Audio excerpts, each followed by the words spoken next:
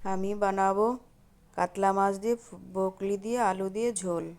মাছ ধুয়ে হলুদ নুন মাখিয়ে নিয়েছি, ব্রোকলি কেটে ধুয়ে নিয়েছি, মশলাটা পিষে নেব। কড়াই বসিয়ে দিয়েছি, কড়াইতে দিয়ে দিচ্ছি জিরে। এই জিরেটা একটু ভেজে আমি পরে তরকারিতে দেব। তো ভাজা মশলা তরকারিটা একটু অন্যরকম হয়। দিয়ে দিচ্ছি দুটো এলাচি, একটা তেজপাতা কেটে, এটাও লাল করে ভেজে নেব, জিরের সঙ্গে বেটে দেব। কড়াইতে দিয়ে দিচ্ছি তেল, একে একে মাছগুলো দিয়ে দেব।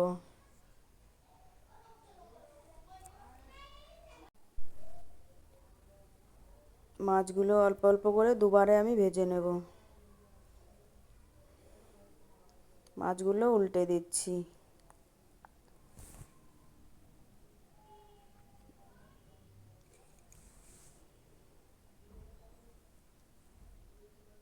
এইভাবে করে আমি বাকি মাছগুলোও ভেজে নেব। মাছটা ভাজা হয়ে গেছে, ভাজাটা তুলে নিচ্ছি।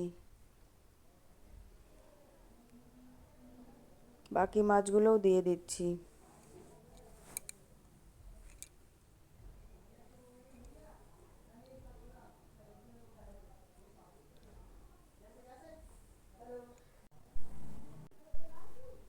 ভাজা হয়ে গেছে, মাছগুলো তুলে নিচ্ছি। এদিকে মশলাটা বেটে নেব। কাঁচা লঙ্কা, শুকনো লঙ্কা, আদা।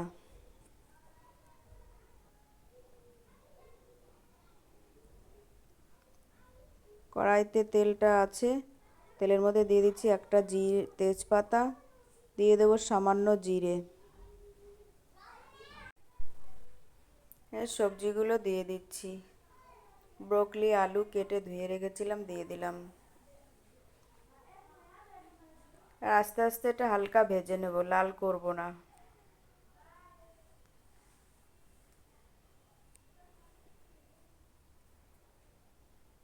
ভাজা হয়ে গেছে, আর মশলাটা দিয়ে দিচ্ছি। এখানে একটা টমেটোও দিয়ে দিয়েছিলাম বাটার মধ্যে।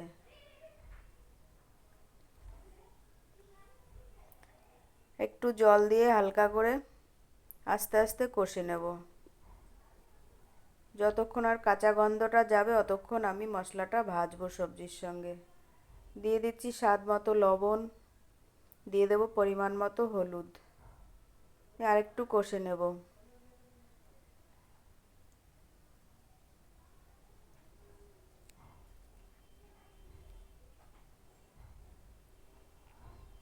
কষাটা হয়ে গেছে,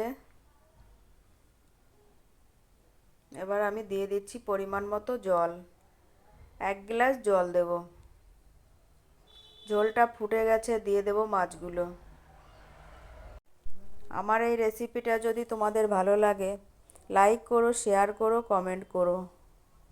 আমার চ্যানেলটাকে সাবস্ক্রাইব করো। মাছ দিয়ে ঝোলটা ফুটে গেছে, দিয়ে দেবো ধনেপাতা।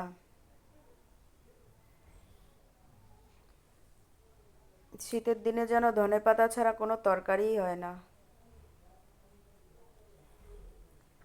এবার দিয়ে দেবো জিরে এলাচি বাটাটা করে রেখেছি, ভাজা মশলা বাটাটা দিয়ে দিচ্ছি।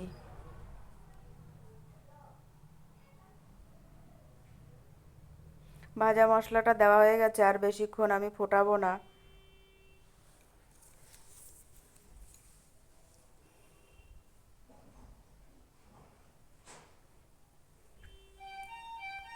হয়ে গেছে ব্রোকলি আলু দিয়ে কাতলা মাছের ঝোল, নামিয়ে নিয়েছি।